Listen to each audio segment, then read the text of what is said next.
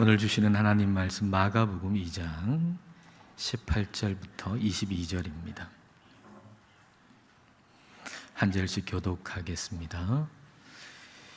요한의 제자들과 바리새인들이 금식하고 있는지라 사람들이 예수께 와서 말하되 요한의 제자들과 바리새인의 제자들은 금식하는데 어찌하여 당신의 제자들은 금식하지 아니하나이까?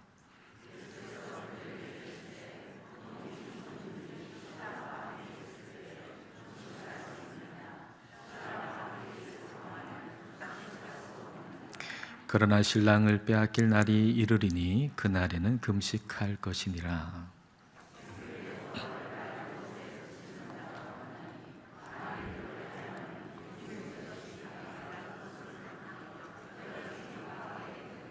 함께 읽겠습니다. 새 포도주를 낡은 가죽 부대에 넣는 자가 없나니 만일 그렇게 하면 새 포도주가 부대를 터뜨려 포도주와 부대를 버리게 되리라. 오직 새 포도주는 새 부대에 넣느니라 하시니라. 아멘.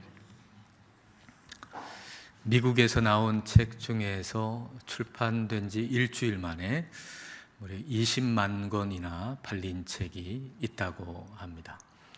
그 책의 제목은 How to Change Your Wife in 30 Days. 30일 만에 당신의 아내를 변화시키는 방법. 이 책이 나오자 일주일 만에 20만 권이 팔렸답니다. 근데 20만 권이 팔린 일주일 후에야 이 출판사는 제목이 잘못 프린트 됐다는 사실을 알게 됐습니다. 원래 와이프라고 하는 단어는 없었고 라이프, 인생이었는데 그 라이프를 와이프로 잘못 쓴 거죠. 그래서 다시 회수해서 정정해서 원래의 제목으로 다시 내놨답니다. 30일 만에 당신의 인생을 변화시키는 방법. 그렇게 다시 내놓으니까 한 달 동안에 고작 2권이 팔렸답니다. 내 아내를 바꾸는 방법일 때는 일주일 만에 20만 권이 팔렸는데 나를 바꾸는 방법으로 제목이 바뀌니까 한 달 동안에 2권밖에 팔리지 않았다는 것입니다. 사람은 다른 사람을 바꾸는 데는 관심이 많이 있으나 자기 자신을 바꾸는 데는 별로 관심이 없는 것 같습니다. 아마도 그것은 내가 옳다라고 하는 전제하에 다른 사람을 보기 때문일 겁니다. 나는 옳다라고 하는 전제하에서 다른 사람을 보면 나는 바꿀 것이 별로 보이지 않고 다른 사람에게는 바꿀 것이 많이 보이는 것이죠. 오늘 본문 18절 말씀에도 그와 같은 모습을 우리는 찾을 수가 있습니다. 18절 말씀 함께 읽겠습니다. 요한의 제자들과 바리새인들이 금식하고 있는지라 사람들이 예수께 와서 말하되 요한의 제자들과 바리새인의 제자들은 금식하는데 어찌하여 당신의 제자들은 금식하지 아니하나이까? 요한의 제자들과 바리새인들의 제자들은 금식하는데 예수님 왜 당신의 제자들은 금식하지 않습니까? 라고 묻는 이 사람들은 누굴까요? 오늘 마가복음과 같은 내용을 담고 있는 본문 마태복음에서는 이 사람들이 요한의 제자들이다라고 기록하고 있습니다. 그리고 누가복음에서는 이 사람들은 바리새인들이다라고 말하고 있습니다. 그러니까 이걸 종합해 보면 이 사람들이 한 얘기는 이런 얘기죠. 우리는 금식하는데 왜 당신들은 금식하지 않습니까? 라는 질문입니다. 우리는 금식하는데 왜 당신들은 금식하지 않습니까? 다시 말하면 나는 옳고 당신은 틀렸다라는 얘기입니다. 만일 여러분이 여러분의 배우자에게 이런 태도를 가지고서 배우자를 본다면 아마 그 가정에는 전쟁이 그칠 날이 없을 것입니다. 가정만이 아니고 어디든 나는 옳고 당신은 틀렸다라고 생각하는 곳에서 싸움이 있기 마련이죠. 우리가 참 평안을 누리지 못하는 이유는 결국에는 내가 옳다라고 하는 감옥에 갇혀 있기 때문입니다. 이 감옥 이름이 내가 옳다라는 감옥입니다. 이 감옥에서 나와야 합니다. 이 감옥에 갇히는 이유는 다양합니다. 심지어는 종교적인 행위를 하면서도 이 감옥에 갇힐 수가 있습니다. 금식이라는 걸 여러분 한번 생각해 보세요. 금식이라는 것은 내 힘을 빼고 하나님만 의지하겠다고 하는 것이 금식하며 기도하는 것 아닙니까? 근데 금식을 하면서도 내 옳음, 내 의로움이라고 하는 감옥에 갇힐 수가 있다는 겁니다. 유대인들은 대속죄일, 그러니까 그들의 달력으로 7번째 달 10일에 금식했습니다. 근데 이 금식의 횟수가 이제 바벨론 포로기를 지나면서 더 늘어났는데 문제는 온전하게 하나님만 의지하는 것이 아니었다는 것이죠. 스가랴서 7장 5절을 보십시다. 자, 함께 읽겠습니다. 온 땅의 백성과 제사장들에게 이르라. 너희가 70년 동안 5째 달과 7째 달에 금식하고 애통하였거니와 그 금식이 나를 위하여 한 것이냐? 금식을 하나님을 위하여 한 것이냐라는 거예요. 내 힘을 빼고 온전히 하나님만 의지해서 그렇게 하나님만 의지하고 붙들기 위해서 한 것이냐라는 거죠. 그렇지 않다라는 것입니다. 이사야서도 한번 볼까요? 이사야서 58장 4절입니다. 자, 함께 읽겠습니다. 보라, 너희가 금식하면서 논쟁하며 다투며 악한 주먹으로 치는도다. 너희가 오늘 금식하는 것은 너희의 목소리를 상달하게 하려는 것이 아니니라. 금식하면서도 여전히 자기 혈기가 넘쳤다는 거예요.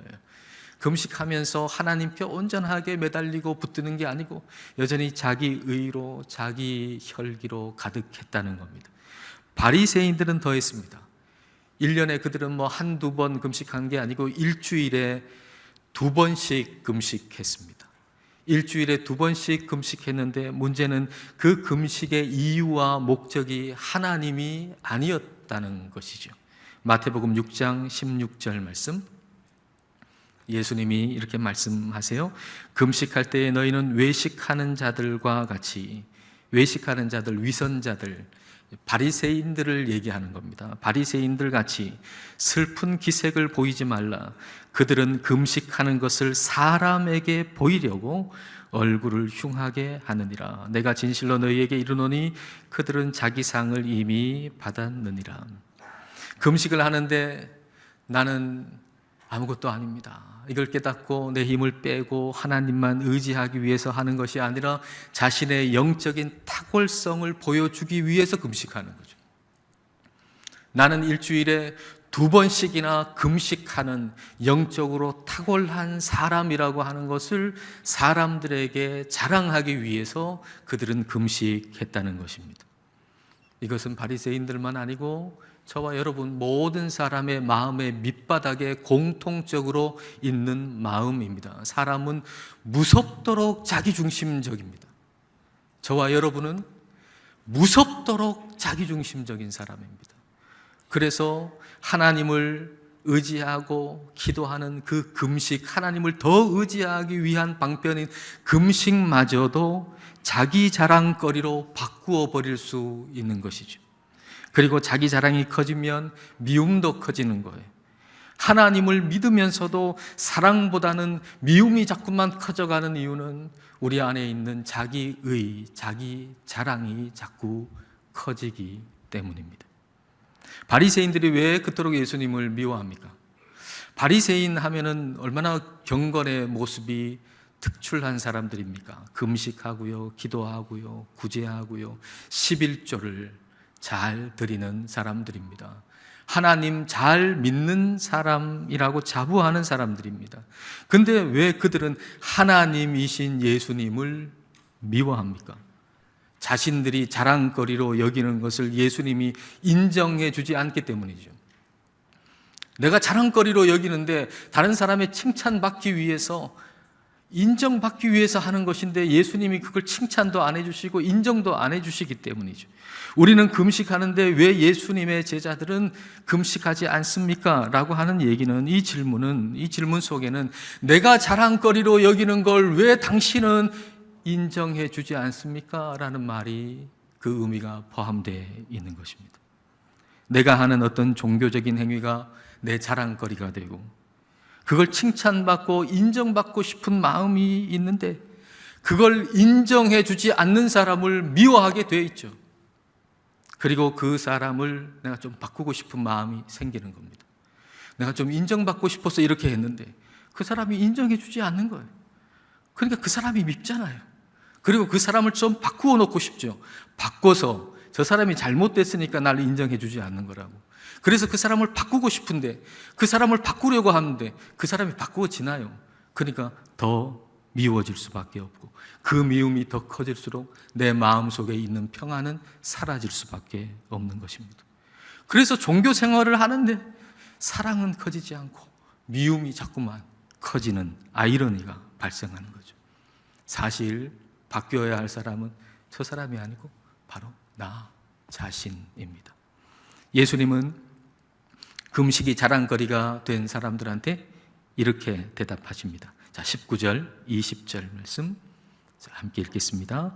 예수께서 그들에게 이르시되 혼인집 손님들이 신랑과 함께 있을 때에 금식할 수 있느냐? 신랑과 함께 있을 동안에는 금식할 수 없느니라. 그러나 신랑을 빼앗길 날이 이르리니 그날에는 금식할 것이니라. 혼인집에 신랑하고 같이 있는데 어떻게 금식하겠냐?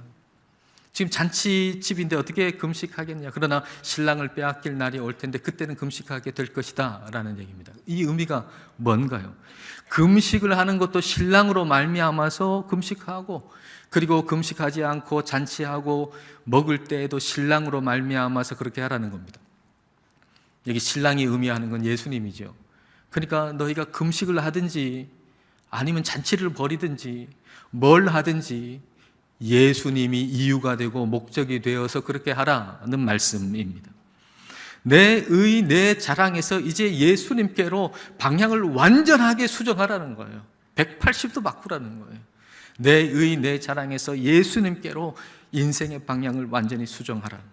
근데 우리는 우리 자신을 전부 바꾸기보다는 적당한 땜질에 만족하려고 합니다. 21절 말씀 함께 읽겠습니다. 생배 조각을 낡은 옷에 붙이는 자가 없나니 만일 그렇게 하면 기운 새 것이 낡은 그것을 당기어 헤어짐이 더하게 되느니라. 종교적 땜질은 우리를 더 추하게 만들 뿐이다 라는 말씀입니다. 낡은 옷이 있어요. 이 낡은 옷은 빨래를 하기 전이나 후나 똑같아요. 근데 생배 조각은 빨래를 하면 수축되잖아요. 그래서 낡은 옷에 헤어진 곳에 생배 조각을 딱 붙이면 이 생배 조각이 수축되고 당겨지면서 그 낡은 옷에 헤어진 부분이 더 헤어지게 되는 거죠. 그러니까 이 생배 조각 때문에 낡은 옷이 더 못하게 된다라고 하는 것입니다. 종교 행위 중에 어떤 것 하나 우리에게 붙인다고 해서 우리가 그리스도인이 되는 것이 아닙니다. 낡은 옷인데, 나는 낡은 옷인데 낡은 옷 그대로 있으면서 기도나 금식이나 예배나 이런 생배 조각을 하나 딱 붙이는 거죠. 그러면 생각하기를 나는 이만큼 기도하고 나는 이만큼 금식하고 나는 이만큼 예배 드린다고 교만해져서 이전보다 더 못하게 된다는 것입니다. 우리는 금식하는데 왜 당신의 제자들은 금식하지 않느냐라고 말하는 이 세례 요한의 제자들을 한번 생각해 보십시오. 세례 요한은 예수님은 흥하여야 되겠고 나는 쇠하여야 되겠다라고 예수님 중심인 사람이었습니다. 그러니까 탁월한 사람이죠. 근데 그를 따르는 제자들이 스승의 탁월함으로 인해서 우월의식을 가지는 거예요. 스승이 탁월한데 스승의 탁월함이 나에게 생배 조각이 돼서 나는 그만큼 탁월하지도 않아요. 나는 여전히 낡은 옷이에요. 근데 내 스승이 탁월하다는 거, 그 생배 조각을 나한테 붙여서 오히려 이전보다 내가 섬기는, 따르는 이 스승이 이만큼 탁월하니 나도 탁월하다는 착각, 그 교만으로 이전보다 더 못하게 되는 것이죠. 우리는 탁월한 설교자의 설교를 들으면서 나도 탁월해졌다고 착각하는 거예요. 그리고 웅장한 예배당 교회에 들어가면서 나도 웅장해졌다고 착각하는 거예요. 작은 생배 조각이 나를 착각하게 만들고 나를 교만하게 만들어서 이전보다 더 못하게 만드는 것입니다. 생배 조각 하나, 종교 행위 하나 나한테 붙였다고 내가 그리스도인이 되는 것은 아닙니다. 그리스도인이 된다는 것은 이전보다 조금 더 개선되는 것이 아니라 완전히 바꾸는 것을 의미합니다. 완전히 새로워지는 것이죠. 22절 말씀 함께 읽겠습니다. 새 포도주를 낡은 가죽 부대에 넣는 자가 없나니 만일 그렇게 하면 새 포도주가 부대를 터뜨려 포도주와 부대를 버리게 되리라. 오직 새 포도주는 새 부대에 넣느니라 하시니라. 예수님을 믿는다는 것은 새 포도주를 가죽 부대에 붓는 것과 같습니다. 새 포도주가 예수님이라면 가죽 부대는 우리입니다. 근데 낡은 가죽 부대는 신축성이 없어요. 새 포도주를 넣으면 새 포도주가 발효하면서 팽창하거든요. 근데 낡은 가죽 부대는 신축성이 없어가지고 이 포도주가 발효해서 팽창할 때 터져버리고 만다는 거죠. 그러니까 그렇게 되면 낡은 그 가죽 부대도 버리게 되고 그리고 포도주도 버리게 됩니다. 그러므로 새 포도주는 신축성이 있는 새 가죽 부대에 넣어야 합니다. 우리는 새 가죽 부대가 되어야 합니다. 낡은 가죽 부대를 조금 개선해서 조금 나은 낡은 부대가 되게 하는 것이 아니라 완전히 새로운 새 가죽 부대가 되어야 합니다. 완전히 새로워져야 합니다. 이게 가능할까요? 우리가 완전히 새로워지는 게 가능할까요? 요한복음에 보면 니고데모라고 하는 사람이 예수님을 찾아옵니다. 예수님을 찾아왔더니 예수님께서 그 니고데모에게 이렇게 말씀을 하십니다. 요한복음 3장 3절 말씀, 자, 함께 읽겠습니다. 예수께서 대답하여 이르시되 진실로 진실로 내게 이르노니 사람이 거듭나지 아니하면 하나님의 나라를 볼 수 없느니라. 조금 개선되는 것이 아니라 거듭나야 한다고 말씀하십니다. 다시 태어나야 한다고 말씀하십니다. 이 거듭난다라고 하는 것 좀 달리 번역을 하면 위로부터 난다는 의미입니다. 위로부터 난다. 위로부터 난다는 게 뭘까요? 하늘에 뿌리를 둔 나무를 여러분 한번 생각해 보십시오. 일반적으로 나무는 땅에 뿌리를 내리고 위로 자라지요. 이게 우리 모든 사람의 모습입니다. 세상의 원리, 이 땅에 뿌리를 두고 이 세상의 원리를 빨아들이면서 살아가는 것이 모든 사람의 모습입니다. 이 세상의 원리는 다름 아닌 소유의 원리입니다. 우리가 세상이나 다른 사람을 볼 때 다 이 소유의 원리로 봅니다. 그 사람이 가지고 있는 학벌은 무엇인가? 그 사람은 어떤 직장을 다니고 있는가? 그 사람은 그 직장에서 어떤 지위에 있는가? 그 사람의 연봉은 얼마인가? 그 사람은 어떤 집에 살고 있는가? 어떤 옷을 입고 있는가? 우리가 이 세상과 사람을 볼 때 우리는 이 소유의 원리로 보는 것이죠. 소유의 원리를 받아들이고 그리고 다른 나무, 다른 사람보다 더 위로 올라가기 위해서 애를 쓰면서 살아가는 것입니다. 거듭난다라고 하는 것, 위로부터 난다라고 하는 것은 뿌리를 땅이 아니라 세상이 아니라 하늘에 두고 사는 것입니다. 여러분, 우리 사람의 뿌리는 머리입니다. 머리가 위에 있잖아요. 지금 여러분 가운데 머리가 아래에 있는 사람은 아무도 없습니다. 머리가 위에 있습니다. 뿌리인 머리를 하늘에 두고 살아가는 나무, 하늘에 뿌리를 두고 살아가는 나무인 거죠. 하늘의 원리를 빨아들이고 받아들이고 살아가는 것, 그 하늘의 원리는 다른 것이 아니라 관계의 원리입니다. 관계의 원리. 그래서 뿌리인 머리를 하늘에 뿌리 받고 살아가는 사람에게는 관계를 생각하는 거죠. 어떤 일이 하나님과의 관계를 더 발전시킬 것인가, 이 결정이 하나님과의 관계를 더 증진시킬 것인가를 생각하게 되는 것입니다. 이처럼 하늘에 뿌리를 둔 나무는 아래로 자라는 거죠. 즉 겸손이 이 나무의 성장과 성공인 것입니다. 이 세상에 뿌리를 둔 나무로 태어났지만, 우리 모두는 다 이 세상에 뿌리를 둔 나무로 태어났지만 이제 다시 하늘에 뿌리를 둔 나무로 다시 태어나는 것, 그것이 거듭나는 것입니다. 근데 그 거듭난다고 하는 것은 성령이 아니면 불가능하거든요. 우리가 뭘 노력해가지고 우리가 애를 써서 할 수 있는 게 아니라 성령님께서 우리 안에 역사하셔야만 이게 가능한 것이니까 이걸 성령으로 난 것이다 라고 말씀하시는 거죠. 그래서 거듭난다, 위로부터 난다, 성령으로 난다 라고 하는 것은 다 같은 의미의 말씀입니다. 성령은 우리로 하여금 하늘에 뿌리를 두고 아래로 자라게 하십니다.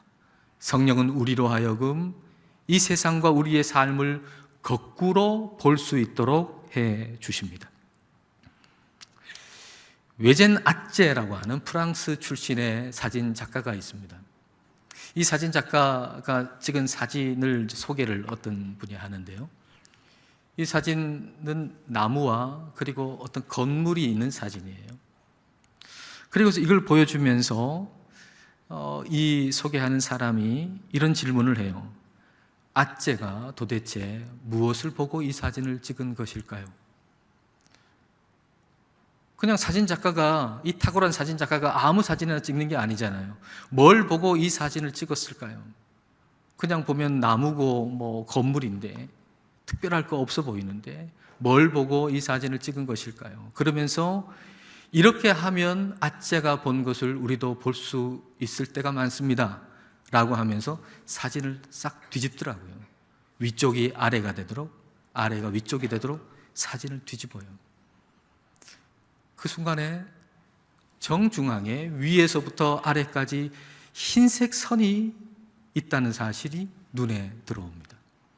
그 건물에 어떤 가스관 같은 게 있었던 곳을 치우면서 거기에 시멘트 같은 걸 이렇게 발라놨는데 그게 일직선으로 위에서 아래로 선이 있었다는 거죠. 그래서 똑바로 볼 때는 우리 눈에 익숙한 것들이 눈에 들어와서 그 선이 보이지 않다가 거꾸로 사진을 드니까 익숙했던 것이 멀어지고 그리고 위에서 아래로 정중앙에 있는 그 선이 보였다는 거예요. 그리고 아째는 바로 이걸 보고 그걸 정중앙에 놓고 사진을 찍은 것입니다 라고 얘기하더군요. 오늘 우리의 삶에 우리의 시선에 들어오는 것들이 참 많습니다. 이것저것 우리의 시선에 마음을 끄는 것들이 많습니다.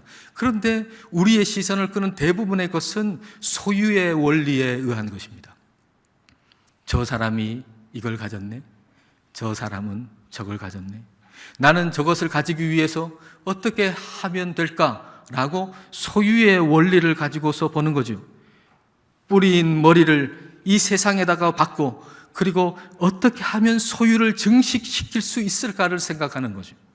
그러나 우리 안에 성령님께서는 이 세상이라고 하는 사진을 뒤집어 놓고 보게 하시는 거죠. 이 세상이라고 하는 사진을 뒤집어 놓고 볼 때 정중앙에 위에서 아래로 내려오는 흰색 선이 명확하게 우리에게 보이는 겁니다. 그 흰색 선은 다름 아닌 하나님과 나와의 관계인 거죠. 그냥 똑바로 볼 때는 이 세상 사람들이 보는 것과 똑같은 것이 내 눈에 들어왔지만 그것을 거꾸로 볼 때는 그것이 멀어지고 오히려 그전에 보지 못했던 정중앙에 있는 위에서 아래로 내려오는 하나님과 나와의 관계가 보이는 겁니다. 그래서 성령이 우리 안에 역사하시면 우리는 뿌리인 우리의 머리를 하늘에다가 그 뿌리를 뻗치고 어떻게 하면 하나님과 나와의 관계가 증진될 것인가를 생각하게 되는 것이죠. 이게 바로 새 가죽 부대입니다. 소유를 증식시키는 것이 아니라 관계를 증진시키기 위해서 무엇을 해야 할 것인가를 생각하고 기도하고 행동하는 그 삶이 바로 새 가죽 부대입니다. 성령님 안에서 거꾸로 보십시다. 소유가 아닌 관계를 보십시다. 이것이 예수님을 내 삶에 담는 새 가죽 부대입니다. 새 포도주를 담아내는 새 가죽 부대가 되시기를 축복합니다. 기도하시겠습니다. 이 시간 우리 기도하실 때 우리의 영적 상태를 살피고 회개하십시다. 그리고 새 포도주를 담는 새 가죽 부대가 되기를 기도하십시다. 소유가 아닌 관계를 볼 줄 아는 새 가죽 부대가 되기를 기도합시다. 성령님께 거꾸로 볼 수 있게 해달라고 구하십시다. 이 세상의 뿌리를 받고 세상 원리, 소유의 원리로 사람과 삶을 보던 것을 뒤집어 보게 하셔서 하늘의 뿌리를 받고 하늘의 원리, 관계의 원리로 사람과 삶을 볼 수 있게 해달라고 기도합시다. 그리하여 소유를 증식시키기 위해서가 아니라 관계를 증진시키기 위해서 생각하고 기도하고 행동하는 새 가죽 부대의 삶이 되기를 이 시간 함께 기도하시겠습니다.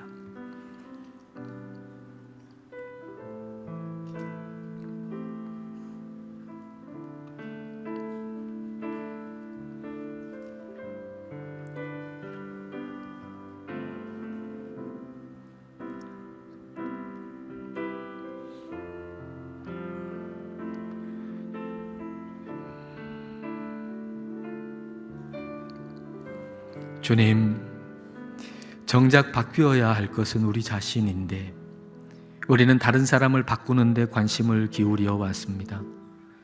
또한 우리는 자기 의와 자기 자랑이라는 감옥에 갇혀 거룩한 영적인 행위까지도 우리의 자랑거리로 삼았습니다. 우리는 여전히 낡은 옷으로 있으면서 종교적 행위 하나를 생배 조각처럼 붙여놓아서 우리의 내면은 더 교만해지고 더 추하게 되었습니다. 우리 안에 계신 성령님, 우리로 거꾸로 볼 수 있게 하옵소서. 하늘의 뿌리를 둔 나무가 되게 하옵소서. 그리하여 세상의 원리, 소유의 원리가 아닌 하늘의 원리, 관계의 원리로 삶과 사람을 보게 하옵소서. 소유를 증식시키기 위해서가 아니라 하나님과의 관계를 증진시키기 위해서 생각하고 기도하고 행동하는 새 가죽 부대가 되게 하옵소서. 예수님 이름으로 기도드립니다. 아멘.